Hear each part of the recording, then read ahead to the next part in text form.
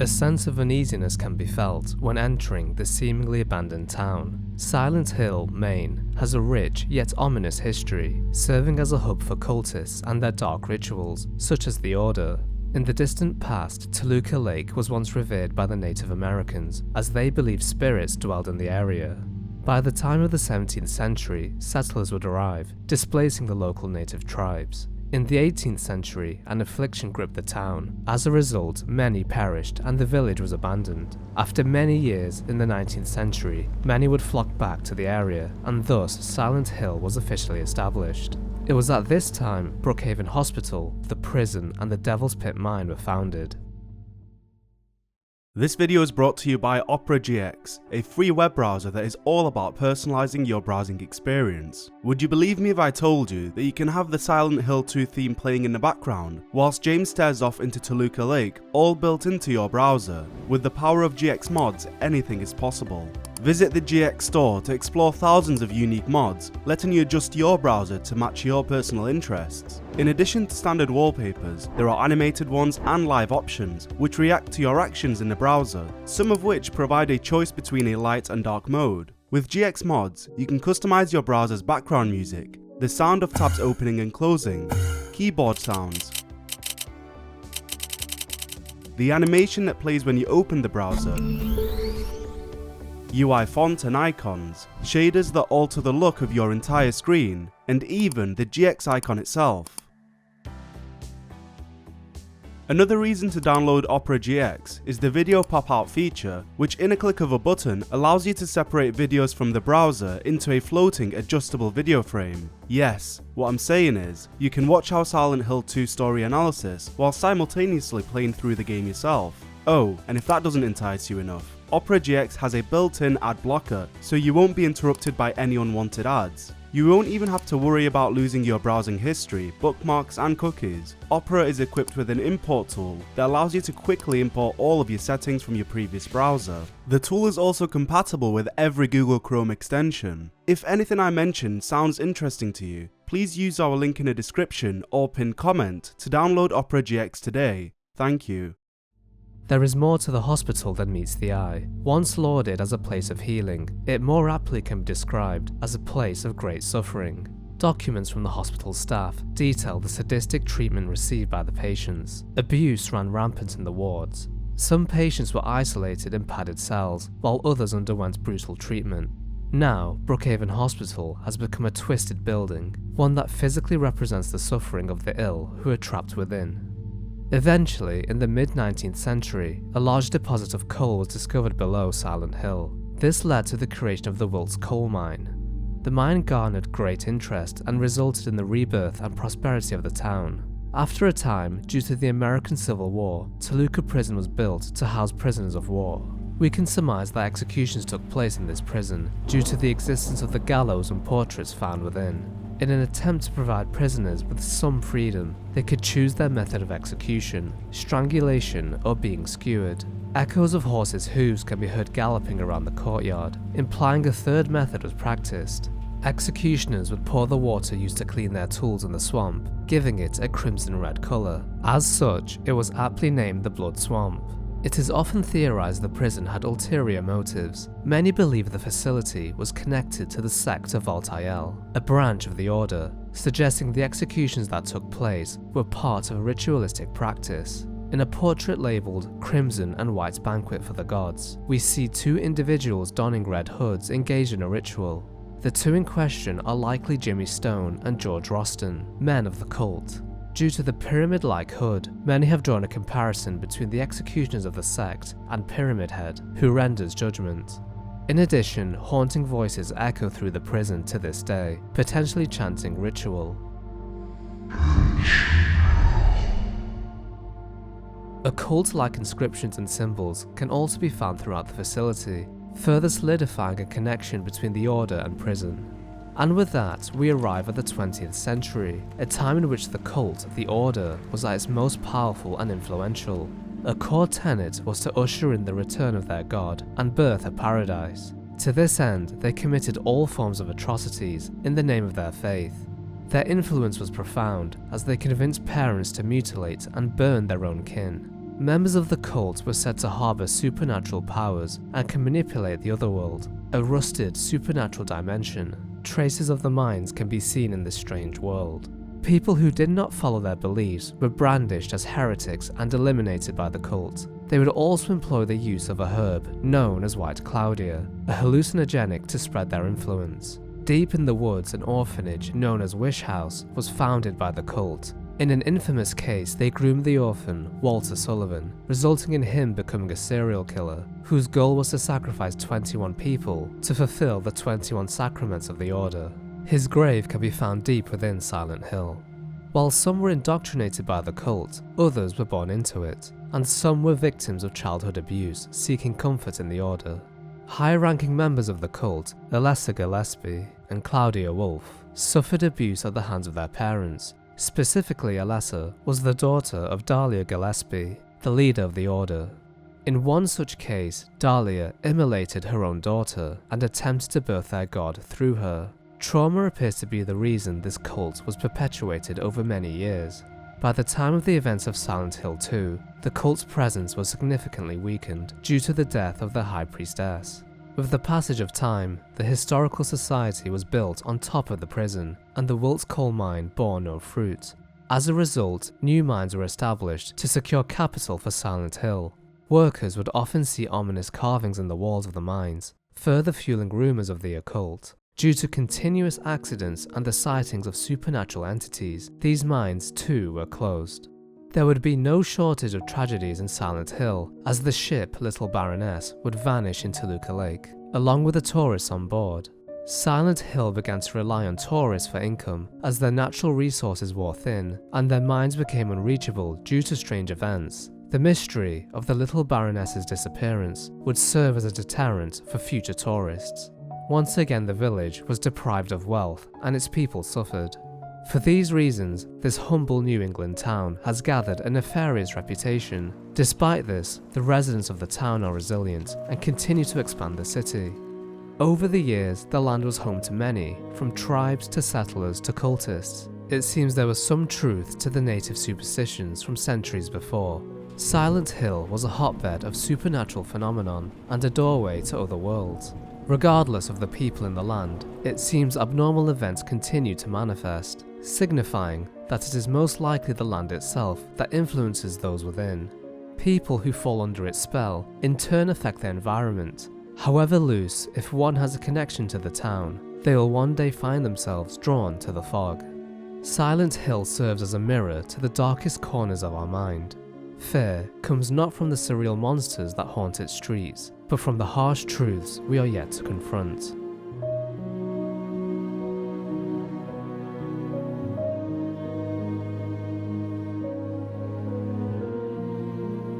A cold, bitter chill shrouds the dim streets of Silent Hill. A veil of fog drowns the quaint village. Silent Hill, a manifestation of trauma and guilt. James's mind is at war with itself, the eerie mist blanketing his dark past. And strangest of all, a veiled figure lies in the back seat. How did James arrive here? James Sunderland, an office clerk, was drawn to Silent Hill after receiving a letter from his deceased wife, an impossibility. Examining his left hand, we can see the outline of a wedding ring recently removed. After staring at his hands in bewilderment and regaining his composure, James begins the descent. Angela Orosco can be found kneeling before a grave. Closely she examines the name on the headstone. As the story unfolds, we learn that Angela is looking for her mother, and also her father and brother. Another time, Angela can be seen lying, toying with a knife, contemplating suicide. Her hopelessness stems from deep-seated trauma. When James suggests accompanying her, she refuses, displaying her lack of trust and somewhat antisocial nature. A wall is built around her, and she takes careful measures to not lower her guard. I'm not sure what I might do. No! I'm sorry! I've been bad! Please don't! Before departing, she leaves behind a bloodstained knife, a weapon of great significance. At this moment, Angela stands up for herself and chooses to go alone. After doing this, she swiftly apologizes and cowers, as if she is waiting to be disciplined for making her own choice, providing a window into her past, one that was wrought with abuse. Further down the line, she is encountered yet again. James remarks that he is happy to see her. Angela appears shocked that one could possibly miss her, a clear indication that she has received little love in her life and thinks lowly of herself. Curiously, when James asks about the missing little girl Laura, whose presence is unexplained at this time, Angela remarks, A little girl? Shifting completely, her tone abruptly changes from being calm to being agitated and disturbed. She begins to panic, and James, in an effort to provide comfort, tries to touch her, triggering Angela to lash out before running away. It is important to note that she refuses James's embrace, and that the words little girl provoked her, implying her issues stem from childhood and unwanted physical contact.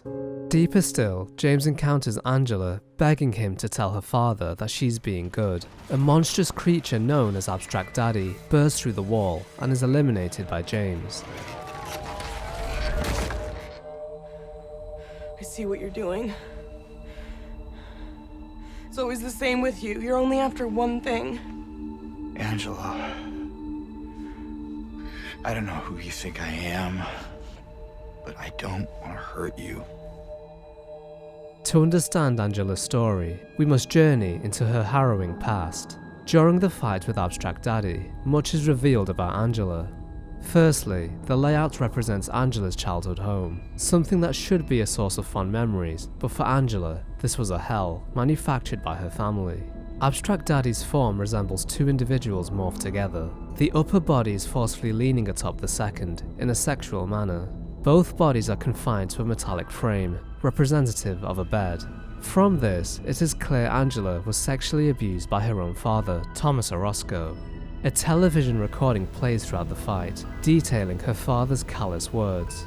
He berates Angela, stating he knows what's best, that there is nothing for her in the outside world, and that no one cares for her. Words that would repress Angela, preventing her from seeking help. However, at one point, Angela did seek medical advice. Unfortunately, the doctor prescribed medication and provided no further assistance, making little effort to understand the depth of her suffering. Side effects ensued, causing Angela further torment. Even during her time as a waitress, customers would objectify and harass her. The father goes on to say he has taken care of her all these years and is confounded that she finds him repulsive. Lastly, he remarks, "I know what you want," blaming Angela, accusing her of seducing him to commit such evil acts, typical of a narcissistic, single-minded abuser. James smashes the televisions, silencing his manic lecture. After a long day's work, perhaps the father would sit in front of the television getting drunk, leading to Angela associating the device with him. No wonder when James breaks the set, an item more valuable to Thomas than his own daughter, the entity screams in anger. It can be surmised that Angela, unable to overpower her father, instead broke the television, her only means of retaliation. James repeatedly battles Abstract Daddy, signifying the repeated assaults Angela suffered. To add to this, the entity rapidly chases James through the halls of the house, another parallel to Angela trying to escape. When Angela graduated from high school, she elected to run away from home, a futile attempt as her father dragged her back by force. As the fight raged on, the house itself collapsed, revealing walls made of flesh, a physical manifestation of the female anatomy. Above the hallways we witness pistons moving in a robotic, thrusting motion. The relentless sounds of penetrative flesh echo through the walls. Together, they depict a horrific imitation of her father's actions. From the very moments James entered the room of her house, his silhouette in the doorway reminded her of the one she feared most. Silent Hill takes a different form for every individual, a town shaped by one's suffering. To James, Abstract Daddy was nothing more than another twisted creature. For Angela, she saw herself and her father. In a small closet unreachable by the monster, a teddy bear and a torn family photo can be seen, displaying how she perceives her severed family relationship, an enclosed space which provided her with momentary relief from torment. Eventually, Angela realized there was only one way to permanently end the abuse. Like James, Angela would have to leave this haven and confront the monster. A blood-soaked newspaper details the murder of Thomas Orosco, an alcoholic lumberjack who was stabbed to death. Authorities noted nothing was stolen, indicating the murder was driven by emotion. Their assumptions were correct, as Angela was the culprit. In her own words, Angela stated, "I lie completely still in the uneasy silence, wary of the sound of footsteps approaching the door. Tonight, as I await the abuse I receive every night, my anxiety grows until it turns into crushing despair. I can't endure this kind of panic." Years of pain had accumulated within her. Driven by the weight of despair, she thrust her knife into Thomas, ending his life once and for all. Angela's continued possession of the knife, and the fact she considers suicide using it, indicates that although her abuser is gone, hopelessness had taken root. Moreover, in the novel, Angela declares the following: "Mama didn't help me at all. She had to have known. How could she not know what was happening to her own daughter? If she did know, she pretended not to.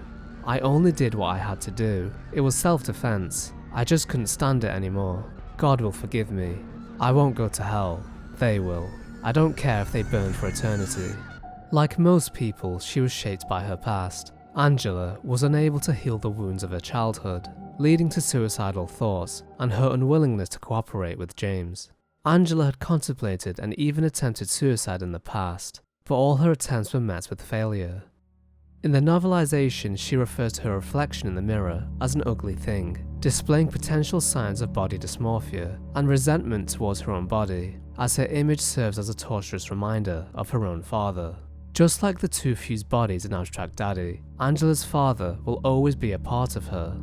All of which explain her choice of modest clothing and why her nails are chipped due to her incessantly biting them, signs of anxiety.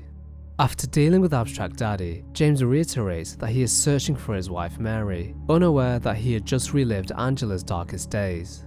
Angela is angered by his mention of Mary. In retaliation, she claims James partially wanted his wife to die and hints that he may have been unfaithful. James, who had stayed at Mary's side for 3 years leading up to her death, raises his voice in anger, resulting in Angela becoming fearful, signs of post-traumatic stress disorder. Despite her age, she has the mannerisms of a child and so quickly concedes and retreats from the room. Interestingly, earlier on, when Angela was playing with the knife, for a brief moment she appeared happy when seeing James afraid. For the first time in her life, the balance was tipped in her favour. She was not the one crippled by fear. From her father to her brother, to the patrons at her job, and the doctor that mishandled her treatment, her relationship with men was broken. Atop a burning staircase, James meets Angela for the last time. Strung up on the walls are the castrated bodies of 2 men, encased within frames. It is plausible these corpses represent her father and brother, who both had a hand in Angela's torment. Alongside Thomas, it is implied in the novel that Angela also killed her brother. He too abused her. As noted earlier, Angela wanted her family to burn in hell for eternity, punishment for their sins. Silent Hill is reflecting her true desires. At first she mistakes James for her mother, stating she's the only one left, insinuating that both her father and brother are dead. After coming to her senses, Angela for the first time thanks James for his aid, and then recounts how her mother said she deserved the abuse, revealing the mother enabled her torment. She believed her parents' words, blaming herself in the process. Ultimately, her mother would abandon her and presumably move to Silent Hill, leaving her alone in the broken home. Mistakenly, many assume Angela sought her mother's embrace. In truth, she aimed to murder her final abuser, shining a light on her earlier words. Mama, I was looking for you. You're the only one left. Maybe then I can finally rest. Previously, Angela gave the bloodied knife to James, not only in fear of hurting herself, but because she was on the murderer's path again. Each member of Angela's family was complicit in her torture. Realizing the truth of Angela's past, James reassures her, stating it wasn't her fault. These words would fall on deaf ears, as Angela remarks if James would care for her, heal her, and love her. James stands in silence. Having decided to end her own life, Angela requests the knife. Refusing, James holds onto it, knowing she would use it to harm herself.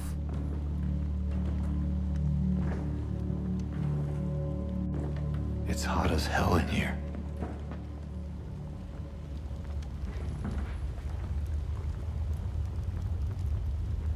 You see it too?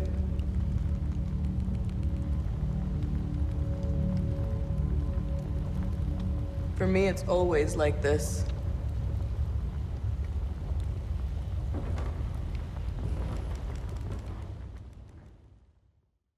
Akin to how James sees a rusted, decrepit Silent Hill, Angela perceives a burning landscape.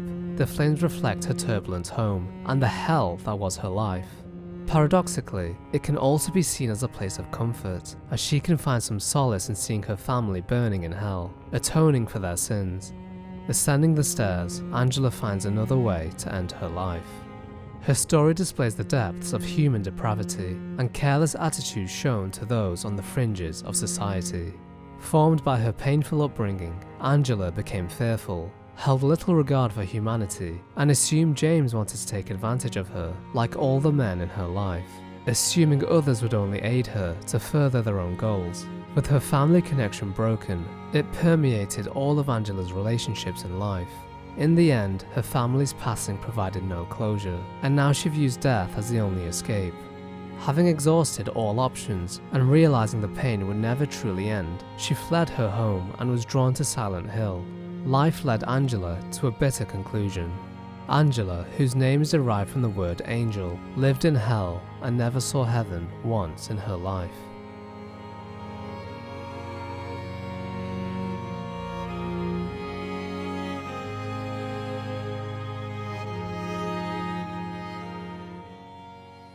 During his journey through Silent Hill, James encounters Eddie Dombrowski, another individual plagued by his past. When first met, he proclaims he did not kill the man whose corpse can be found nearby. Akin to James and Angela, Eddie was drawn to Silent Hill. Dombrowski suggests leaving together, however, James refuses as he is still in pursuit of his wife. Seemingly upset, James assures Eddie, telling him to take care of himself. Advancing further, James overhears the little girl Laura, making fun of Eddie's weight. Inside, Eddie can be seen eating melted ice cream and pizza. In a sly remark, James mutters that Eddie has got his appetite back. Offended by the comment, Eddie momentarily stops eating, hiding his shame. Eddie also refuses to tag along, still upset by James's refusal earlier. Though James refused in a polite manner, Eddie appears to have taken this rejection personally. Once more, Dombrowski is found, having murdered another individual. Leaning against the wall with his revolver, he appears to be in a disassociated trance, noting how simple it is to kill someone. Upon questioning, Eddie at first says that he shot the man in self-defense, as the figure was insulting him and attempted to fight. He goes on to note that he did not like the way the man looked at him. Eddie appears to be insecure, taking offense and even murdering someone for simply looking his way, in a manner he deems distasteful. Previously, Eddie outright denied killing the man, but this time he justifies it. Spiraling deeper into insanity, Eddie has started massacring every creature he sees and distancing himself from James. Couldn't leave well enough alone, huh? You just had to follow me all the way out here. How many times do I have to kill you? What are you doing? What's it look like I'm doing? You fat, disgusting piece of shit, you make me sick! You gonna cry, fat ass? You gonna run to your mama? Waste of skin, why don't you just kill yourself? Much is revealed about Eddie. In his past, he was bullied severely due to his size. Over the years, he had suffered all manner of insults, spat on, degraded, and made to beg on his knees. These events drove him to become a deeply insecure and resentful individual. In addition, he despised his own body. Consequently, he may have developed a negative relationship with food, comfort eating to mask his pain. This chronic lifestyle further increased his weight. Similar to Angela, Eddie took matters into his own hands. Armed with his father's revolver, he shot his bully's dog. The dog then proceeded to devour its own guts. Then he turned the gun towards the bully, who was a footballer, shooting him in the knee, crippling the boy for life and ending his career. In the present, despite James attempting to help, Eddie believes James has been secretly laughing and judging him since their first meeting. Those who are bullied or mistreated in life often struggle to form bonds with others due to paranoia. They automatically assume no one cares for or likes them. Bullying led Eddie to view all people as one. He thinks everyone sees him as repulsive and dim-witted, feeling as though James talks down to him and that he is lesser as a result. Regardless of intelligence or looks, Eddie believes all are equal in the face of death. His stance is further elaborated in the novel, where he declares, "At least a corpse is more useless than I am." For these reasons, Eddie has chosen to deliver death to those he deems his enemies. Interestingly, he concludes his tirade by noting the following. Don't get all holy on me, James. This town called you too. You and me are the same. We're not like other people, don't you know that? Well, you're about to find out. Angela's sin was murdering her father, and potentially her brother. Eddie's was killing a dog. If this pattern is to be trusted, then it is plausible that James had also killed someone. Nonetheless, Eddie appears to have lost his sanity completely, viewing Sunderland like the bullies of his past. When James commented on Eddie's appetite, it struck a nerve. Those words were like daggers to his heart, reminding him of the vitriol spewed by the bullies. It is also worth mentioning the camera angles used to portray Eddie shift throughout the journey. At first, James looms over Eddie, and so the camera looks down on him. Over the course of the story, the camera begins to peer up at Eddie, positioning him in a place of power, a subtle indication of his changing mindset, from victim to perpetrator. Wielding his gun, he makes one last stand against James. During the fight, Eddie remarks that he wants James to die and curl up in a ball like the dog he killed, explaining that he will laugh as James dies, displaying Dombrowski's utter lack of empathy. In the end, Eddie is defeated, marking the first time James had killed another real human in Silent Hill. Sunderland glances at his hands in shock. Murder stains his conscience. Intriguingly, at the beginning of the journey, James glanced at his hands in a similar vein, suggesting this was not the first murder he committed. According to the novel, as Eddie lays dying on the floor, a pack of dogs identical to the one he slaughtered appear and rip him apart, pulling out his guts. Mirroring the dying moments of the dog, Eddie is neutralized. Ironic, considering Dombrowski wanted James to die like a dog. Strangely, their final confrontation took place in a meat freezer. The biting cold environment is evocative of Eddie's version of Silent Hill. As mentioned previously, each individual sees their own rendition of the town. Angela saw everything burning, while Eddie's was bitterly cold. To further this notion, we can see Eddie's breath is always visible, something which occurs in cold temperatures. In the theatre, he was also eating melted ice cream. In his world, it was frozen, just like the corpses he left behind, indicating his environment is much colder than James Sunderland's. Eddie's pale blue eyes reflect his frigid world, a dimension representative of his cynical, apathetic mindset. Silent Hill only further exacerbated his victim mentality. Each creature slain by Dombrowski took the form of his bullies. Eddie ensured they were reduced to nothing but bloody corpses. To James, these bodies resembled himself, suggesting thoughts of suicide permeate his psyche. Spiraling deeper into paranoia, Eddie began to view James as one of his bullies, unable to distinguish truth from fiction. Potentially, the hanging meat carcasses could represent Dombrowski. The rib cages resemble the stripes on Eddie's shirt, providing a metaphor for how he and his bullies perceive him, a husk of meat to be poked and prodded. In the original version, the carcasses were adorned with a piece of cloth that looks similar to Eddie's shorts, furthering this notion. Conversely, the carcasses could represent Eddie's victims, animals that needed to be put down. Forged by suffering, Eddie became a broken man. Pushed to the edge, he retaliated violently, killing a defenseless dog and paralyzing the bully. He reveled in their misery and showed no remorse for his actions, using trauma as an excuse for his sadistic ways. Abuse had spurred him to become the gluttonous monster others painted him as. After shooting his bully, he ran from home, winding up in Silent Hill. With a gun in hand, he carried out supposed justice. The ability to grant or take life gave Eddie a false sense of power. In life, Dombrowski chose to spare the bully. This may have been done to prolong his suffering, but nonetheless, he was not killed. Contrastingly, in Silent Hill, he murdered his bullies without mercy. Despite James's intervention, Dombrowski was simply too far gone. His mind cracked under the influence of Silent Hill. Eddie was treated like an animal, and in the end became one. Marching forward into the abyss, Angela and Eddie failed to overcome their demons. Silent Hill filled their graves. Both lived a life manufactured by their childhood, not one of their choosing. James now mirrors their journey and has yet to make a choice. Though they were real people, they represent what James can, or in some capacity already is, suicidal and a murderer. In struggle, the three were united. Nevertheless, Sunderland was unable to save either, for it is difficult to save someone from themselves.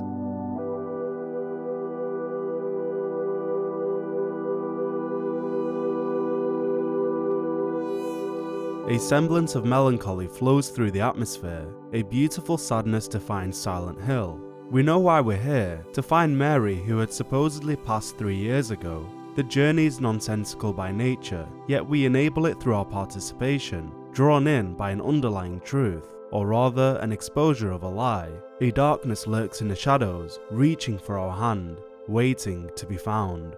The answer lies within room 312, the Lakeview Hotel. A special place which holds fond memories for Mary, a vacation resort reminiscent of better times, before her illness, the deterioration of her mind and body, and fractured relationship. In addition, the hotel holds the key to the truth, a truth buried in the deep subconscious of one James Sunderland. It is said that the property was burned to ashes by a devastating fire, yet it appears restored and intact. Viewing an old videotape of his vacation with Mary, glimpses of which could be seen in the theatre, memories begin flushing back into James's guarded mind. The truth slips through the cracks of his fragmented reality. He is given no choice but to abandon his delusion and face the consequences of his actions. He now remembers a distorted but unquestionable truth. He murdered his own wife, smothering her with a pillow. Though a shocking revelation, the signs were present all along. When James first collects his radio, inaudible chattering can be heard. Deciphering the audio reveals Mary's voice, which says, "James, I'm here, come to me. James, I'm waiting for you. Why did you kill me?" With the veil of illusion lifted, James awakens from his nightmare and sees the hotel in its true form, burned to ashes. Akin to all else, the state of the hotel is reflective of James's frame of mind, a window into his soul. In sterquilinius invenitur, this Latin term translates to "in filth it will be found," meaning, what you wish to find most will be located where you least want to look. This is the essence of our arrival in Silent Hill, to explore the ambivalent subconscious of James Sunderland. His psyche is embodied in the appearance of the environment around him. The incessant fog represents a clouded mind. The decrepit hospital is a reflection of Mary's deteriorating health. Toluca prison symbolizes James being a prisoner to his own thoughts. The endless descent through the labyrinth is symbolic of James digging deep within his own repressed memories. This is often shown in a literal manner as we reach into a toilet or a hole in the wall to retrieve key items. In filth it will be found. To thoroughly understand the mind of James Sunderland, one must understand the significance of the 9 red squares, prominent shapes which appear throughout his journey. Red squares represent his subconscious thoughts, which manifest physically into 9 delusions. This is initially implied when interacting with a red square. It's like someone's groping around my skull. Establishing this notion, we gain an understanding of the horrors ruminating in his mind. The 9 delusions appear in the form of adversaries James faces on his journey. The lying figure represents Mary's anguish and suffering, incessantly writhing in pain and unable to escape its own skin. The mandarin hangs from the floor at all times, signifying Mary hanging on by a thread. The mannequin is entirely made up of legs, contrasting Mary's inability to walk due to her illness rendering her bedridden. The mannequin can also be construed as symbolism for James's suppressed sexual urges, stemming from his inability to be intimate with his wife. Abstract Daddy and Fleshlip appear attached to a rectangular structure akin to a bed, an expression of Mary's hospitalization. The bubblehead nurse also recalls memories of the hospital. The twitching of its head echoes Mary's desperation as she attempts to shake off the pillow suffocating her. Upon closer inspection, a red square can be seen covering the nurse's mouth, further taunting James for his actions. Maria is a surrogate for Mary, James's coping mechanism. Her appearance is nuanced and will be discussed in more detail shortly. The 8th delusion is Mary herself. James convinces himself that Mary is still alive and waiting for him in Silent Hill. Lastly, there is Pyramid Head, a manifestation of James's guilt and desire for punishment. He haunts James all through the city, shadowing his every step. He's the part of James that yearns for the truth. His existence serves to eliminate James's delusions, killing them one by one, as to remind him of Mary's murder. He even kills Maria multiple times before James's very eyes, as to destroy his fantasy and force him to relive the truth, and face his inner turmoil. Interestingly, Pyramid Head is created in likeness of the executioner seen in the Historical Society building. James likely saw the pictures on a previous visit with Mary, resulting in him drawing inspiration when Pyramid Head was conjured in his subconscious. Upon remembering the death of Mary, all 9 squares appear in unison, signifying that James's memories are no longer being repressed. In that moment, James averts his gaze when looking into the squares, indicating that he is unable to look himself in the eyes, a sign of shame and guilt. It is theorized that the adoption of squares is associated with a theory by Carl Jung, who believed the psyche had a fourfold nature. To bring something into consciousness requires thinking, feeling, intuition, and sensation. These are the 4 pillars to introspection. For growth to take place, one must identify their flaws and eradicate them. Carl Jung referred to this process as the confrontation with the shadow. Bringing something from unconsciousness to consciousness is aligned with the theme of Silent Hill. James's entire journey converges upon one moment, the revelation of his wife's murder. This is where he gains consciousness, and in turn gains the ability to see all 9 red squares. A square represents order and completeness, an expression of James gaining stability in his mind. With that, he squares the circle, a term attributed to completing a very difficult or impossible task. The condition that James suffers from is best traced to dissociative amnesia, which is described as the mind blocking out important memories that are often traumatic or distressing. This is done as an attempt to protect the host from the trauma they experienced. Unknowingly, James compartmentalized his past by isolating the death of his wife from the fact that he was the one who killed her. The letter from Mary was naught but a figment of his imagination. Upon regaining his memory, the letter ceases to exist. Steadily, James steps towards the light, striving to face that which he can no longer escape, his past. Yet he is torn between competing demands, drawn to Mary and beckoned by Maria. His inner conflict relentlessly persists.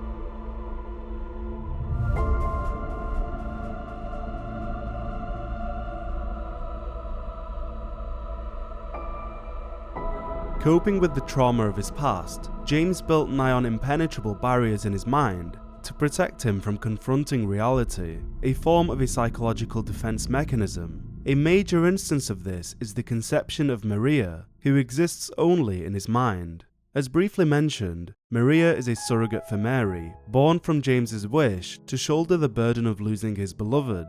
Emblematic of this is a butterfly tattoo seen on her body, which signifies Mary's rebirth. The name Maria is the Latin name for Mary, further connecting the 2 characters as one. Physically, they look almost identical, but with slight intentional differences. Maria's apparel is promiscuous and she's flirtatious by nature. In addition, her association with the Heaven's Night strip club invokes sexual connotation. She represents everything Mary's illness stole from her. She is healthy, attractive, and capable of sexual and emotional intimacy. James manifested an idealized version of his wife out of yearning, out of desperation. Whilst exploring Silent Hill, James is repeatedly made to choose between the 2. Does he choose the ripe apple, Maria, or the rotten apple, Mary? The same conundrum is placed upon him when choosing between the scarlet or rusted egg. Unknowingly, he's compelled to either feed into his delusion or remain intent on finding his wife. A specific melody heard at Neely's bar reminds James of a distinct place that he had visited with Mary, Rosewater Park. He believes that the park is the key to finding his wife. On his way there, Maria appears and leads him on a detour to Moonlight Grove, a location unfamiliar to James. The garden contains a large statue of a woman called Lady of the Light. There's a story told around these parts, kind of a local legend. Tells of a woman who was cast out, sentenced to die on an island out on the lake. there was a man in town who fell madly in love with her.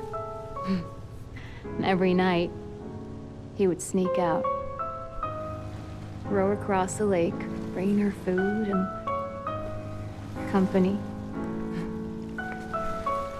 And every night, she would stand there, on the shore, holding a lit candle to help him find his way. But this one night, a terrible storm broke out, caught him out in the open, and it blew out the candle. Even in darkness, the man would not give up. He would not turn back. So he fought against the raging waters until finally the lake took him. This same story is recorded in a book found inside the Historical Society building, but with key differences in the details. In the book, the candlelight was never extinguished. The young man set out on his nightly escapade, looking for the light in the darkness that would lead him to his beloved. On that night, however, the moon shone so bright and so vibrant, stronger than any candle could. Seeing the light's reflection in the water, the young man was led astray. He was mesmerized by the illusory light. He rowed and rowed until his arms ached and he was short of breath, until eventually his boat tipped and the man succumbed to a watery grave. The story told is a cautionary tale, one rooted in reality. It is a reflection of James's life. Mary is the candlelight, and Maria is the alluring moon shining brighter than any candle. She's the flawless version of Mary, who, just as the moon did, diverts James's attention from his wife, the candlelight. The anecdote is a metaphor for what could happen if James loses his grip on reality and continues to walk the road of illusion, rowing towards the moon. Maria knows of this and purposely diverts James's path to Moonlight Grove. Rosewater Park houses a statue depicting a woman by the name Jennifer Carroll, who is theorized to be the real Lady of the Light. Beneath her statue is the key to the Historical Society building, where the book is found and the true tale is revealed. Maria's diversion is to ensure that James does not discover the real story, as to keep him pursuing her. In Maria's recollection of the story, the candlelight was extinguished by a storm, implying that Mary no longer exists. She elaborates that the man did not give up his search for his beloved. He fought against the raging waters until it led to his demise. Whilst the book warns of Maria being James's downfall, she believes that James's perpetual search for his wife is what will lead to his undoing. She wishes for James to accept Mary's death and move on with his life. She leads him to Moonlight Grove, a place unfamiliar to him, a sign of a new beginning. Here, he can turn over a new leaf and create new memories. Maria's presence is a test of James's willpower towards his motive. A storm rages within. James is inwardly torn between remaining committed to his wife and moving on with his life. Mary and Maria are a mirror image, as are the Moonlight Grove and Rosewater Park, the ripe and rotten apples, and the scarlet and rusted eggs. One side is rooted in a bitter reality, whilst the other blossoms in a daydream. In light of this, James remains drawn to his wife, unable to move on without atoning for his actions and healing his wounds.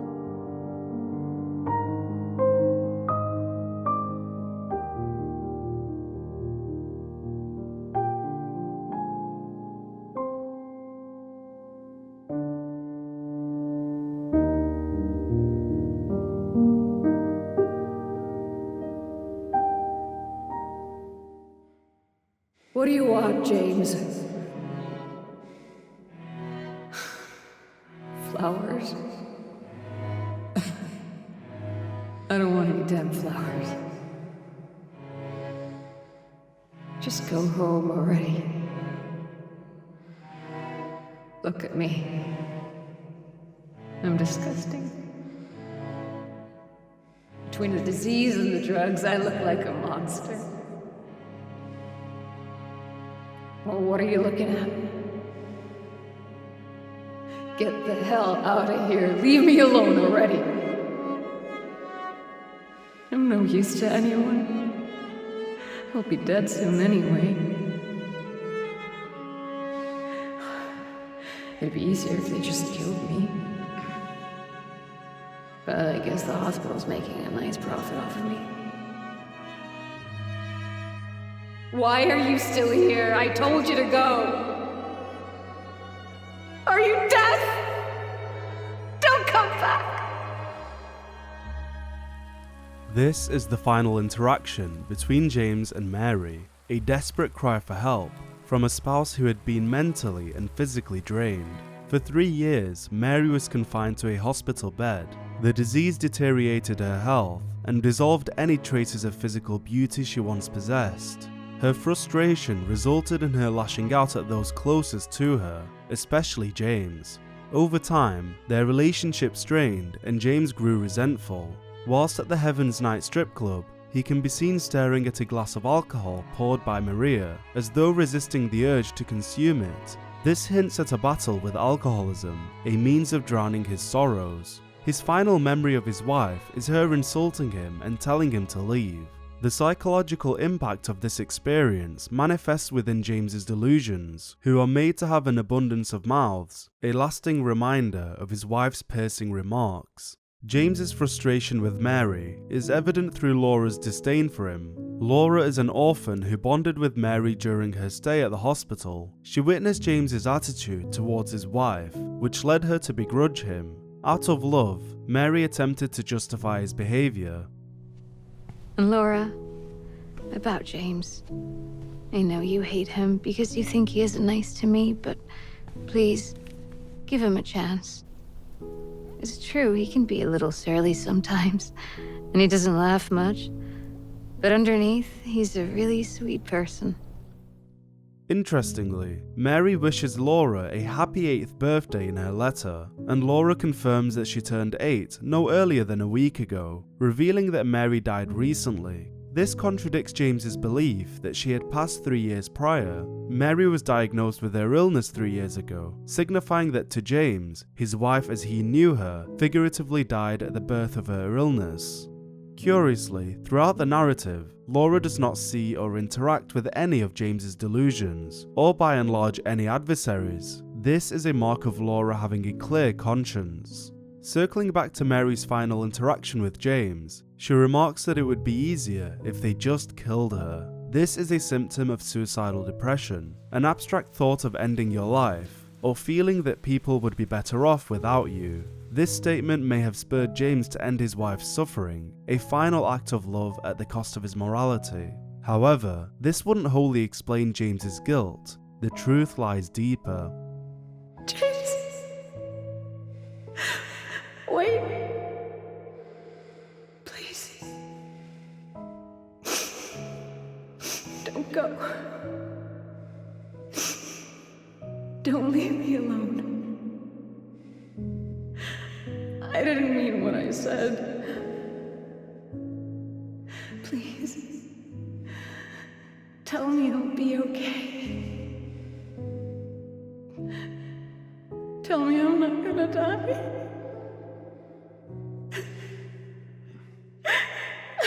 Help me.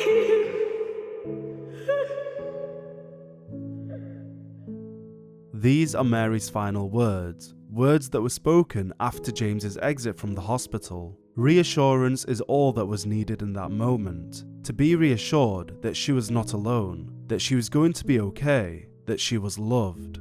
Instead, James took her words at face value and turned his back on her. This is the true inception of his guilt. Logically, his actions may be excused as he did not hear Mary's final plea, but deep within his soul, James knew that he was not the pillar of strength Mary needed him to be.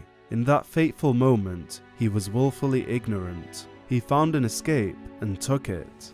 James's guilt eternally haunts him, like a gnawing worm in his conscience. He retains repressed thoughts of suicide, which are represented through countless corpses found in Silent Hill, all of which are identical to him. One body appears in the Woodside Apartments, sitting on a couch before a TV, reminiscent of the hotel setting where James uncovers the truth. The corpse foreshadows the death of James's innocence in that moment. Suicidal ideations are also shown through Pyramid Head, who only wields a great knife once James gains access to Angela's knife, likely embedding the idea in his head. To overcome his trauma, James faces his guilty conscience. As we approach the end, his delusions appear weak and benign. A bubblehead nurse slowly approaches with a lack of vigour and collapses shortly after. Advancing further, a mannequin submissively retreats in fear. This shows that James is growing to overshadow his delusions. The manifestations no longer have a grip on his conscience. The final barrier is Pyramid Head. James's strength is displayed as he stands fearless in the face of his transgressions and states, "I'm ready."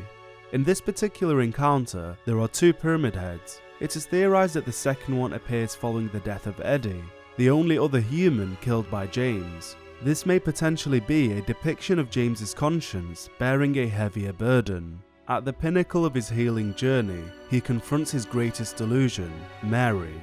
Upon reuniting, the two embrace. Before long, James takes a step back. He is conscious of the fact that his real wife is gone. He cannot keep shielding himself from the truth. Mary attempts to convince him to remain in the realm of delusion, but he sees through her deception and identifies her as Maria. With that, she becomes hostile and transforms into a creature chained to a bed frame, a final imitation of Mary. This conflict is representative of James's mind desperately attempting to uphold its safety mechanisms. It is far easier to seek refuge in comfort and delusion than it is to confront reality. Maria attacks with a swarm of black moths, an omen of death in some cultures. Contrasted with the symbolism of her butterfly, we witness an evolution of her character, from an emblem of rebirth to a harbinger of destruction. If one doesn't heal their trauma, it may grow to engulf them.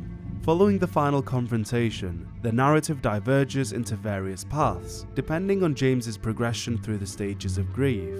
Stage 1, Denial. This conclusion sees the narrative come to an end in room 312 of the Lakeview Hotel, leading up to the moment of learning the truth. If James consumes a bottle of White Claudia, which possesses hallucinogenic properties, he will remain in denial, choosing to reminisce on fond memories with Mary and ignore his involvement in her death. A contrived happily ever after, a state of ignorant bliss. Stage 2, Anger. In this instance, James fails to overcome his trauma. Although outwardly he appears laid back, James harbours deep-rooted anger. He attempts to conceal it, but it occasionally slips through his facade. This is seen when Laura mentions that she was friends with Mary. James's tone of voice and body language abruptly shifts into aggression, before quickly retreating back to an open posture. James's anger dates to the inception of Mary's illness. He endured years of his wife's health deteriorating and her verbally abusing him out of despair. The lack of intimacy caused him to grow frustrated, both sexually and emotionally. He became resentful. If left unhealed, James's anger towards Mary results in him returning to Maria, an idealized illusion who allows him to act upon his frustrations. He rejects reality and chooses instead to live in a fantasy. Together, James and Maria leave Silent Hill. As they walk off into the fog, Maria begins to cough, implying that she too is suffering the same fate as Mary. Even in delusion, James cannot escape losing a loved one. No matter what, the truth finds a way. Stage 3, Bargaining. This resolution sees James rowing a boat with Mary's corpse to the Church of Rebirth on Toluca Lake Island. He wishes to utilize relics collected to resurrect Mary. He believes the old gods haven't abandoned Silent Hill and still grant power to those who venerate them. Whether he is successful in doing so remains a mystery. This choice yet illustrates that James was unable to accept Mary's death. Hopeless, he bargains for her life. Stage 4, Depression. In this outcome, James arrives at the conclusion that he is unable to live without Mary. He realizes that the reason he came to Silent Hill is to take his own life. The way his car is parked asymmetrically indicates that he stopped in a rush and needed to compose himself in the bathroom. This is likely when his amnesia took root. It is revealed that all along, Mary's corpse had been in the back seat of his car. It is covered with a blanket adorned with forget-me-nots, flowers which symbolize never forgetting your true love. James looks back one last time to bid farewell to his beloved. With tears glistening his eyes, he starts his engine and drives into Toluca Lake. To arrive at this conclusion, James must refrain from tending to his wounds throughout his journey, a show of self-neglect. In addition, he must inspect Angela's knife, which plants seeds of suicide in his mind.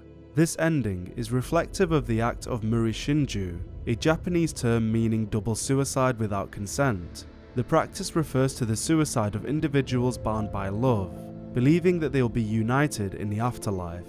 In a revised version of events, James envisions Mary sitting in the back seat of his car. He apologizes and confesses that he is unable to live without her. With her reassurance, he asks, "Will you wait for me?" She responds, "I've always been waiting for you." James diverts his eyes to Mary's envelope on the seat beside him. In a moment of stillness, he ignites his engine and drives into Toluca Lake.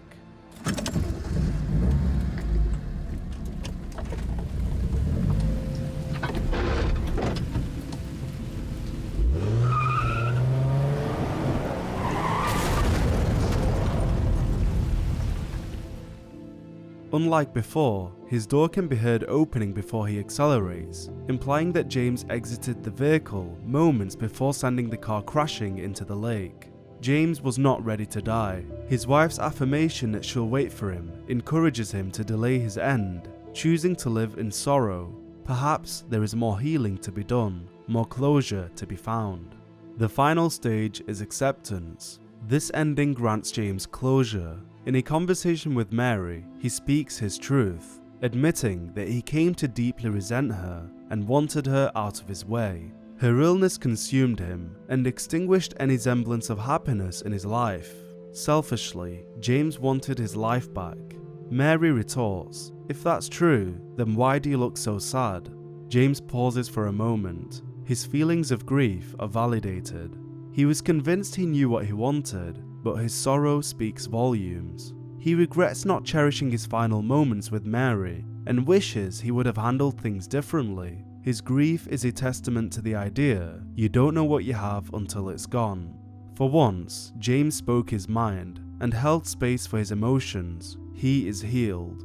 Receiving an enclosed letter from Mary, James leaves Silent Hill.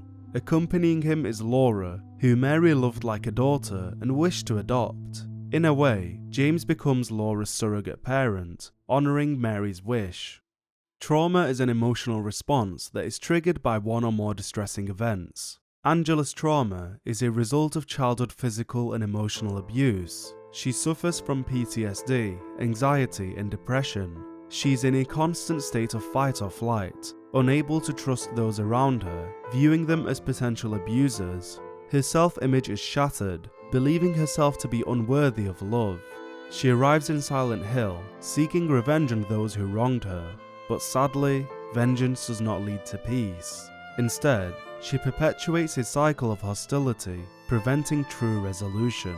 There is no healing of thy bruise, thy wound is grievous.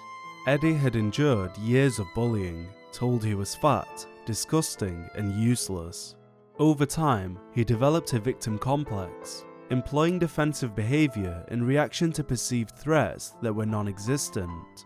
It is said that a victim's reprisal may be aroused when their negative experiences are continually accumulated to a critical point, and when they cannot get effective assistance. Eddie was failed by society, resulting in the victim becoming the bully. A mirror to life itself, not all tragedies end in salvation. As for James, his trauma is grief, interwoven with guilt and regret. Grief is unexpressed love. No matter how much time we spend with our loved ones, it ceases to be enough. Oftentimes, we may not outwardly express our love until it's too late, until the people we cherish are gone, and all that's left is a gaping pit in our soul, a boundless longing. Unspoken love is followed by guilt. For James, it's the guilt of not nurturing his wife through her illness, not being a good partner when it mattered most, for selfishly wanting Mary out of his way. He was to be her anchor, her unwavering rock shouldering the crashing waves. In that, he failed. James blames himself entirely for the events that unfolded, failing to realise that he too was a victim. The path forward is acceptance, to accept that which has happened, and to accept your own shortcomings. Healing is a lifelong journey that requires patience, support, and self-compassion. Trauma is a paradox that can destroy or transform you. You can either run from it or learn from it. In a world intent on cognitive overload, You must relish in moments of stillness to hold space for your emotions and allow yourself to process your experiences. In time, flowers will bloom from the cracks in your heart. You will heal. In my restless dreams, I see that town. Silent Hill. You promised you'd take me there again someday, but you never did. Well, I'm alone there now, in our special place, waiting for you to come and see me. But you never do. So, I wait, wrapped in my cocoon of pain and loneliness. I know I've done a terrible thing to you. I wish I could change that, but I can't. I feel so pathetic and ugly laying here. Every day I stare up at the cracks in the ceiling, and all I can think about is how unfair it is. The doctor came today. Told me I could go home for a short stay. It's not that I'm getting better, it's just that this could be my last chance. Even so, I'm glad to be coming home. I missed you so much. But I'm afraid, James. I'm afraid you don't really want me to come home. Every time you come to see me, I can tell how hard it is on you. I don't know if you hate me or pity me. Maybe I just disgust you. I'm so sorry. When I first learned I was gonna die, I couldn't accept it. I was so angry. I struck out at everyone I loved. Especially you. And that's why I understand if you hate me. But I want you to know, I will always love you. Even though our life together had to end like this, I still wouldn't trade it for the world.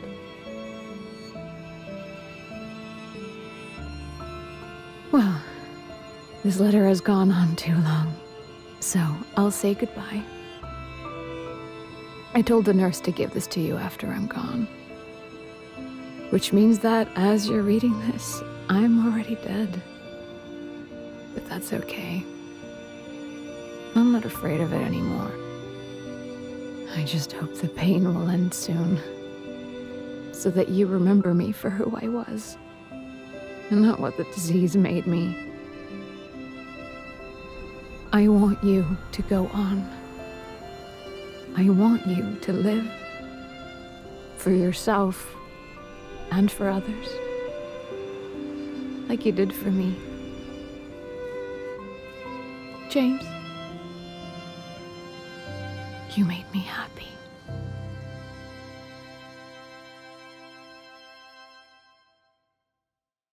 Once again, a huge thank you to Opera GX for sponsoring this video. Please click the link in the description or pinned comment to download Opera GX today. To our patrons, thank you for going above and beyond in supporting the channel. And to those of you who like, comment and subscribe, thank you. None of this would be possible without you. We know this was a much heavier video and slightly different to our usual content, so let us know what you thought in the comments below and what you'd like to see next. We'll see you all soon.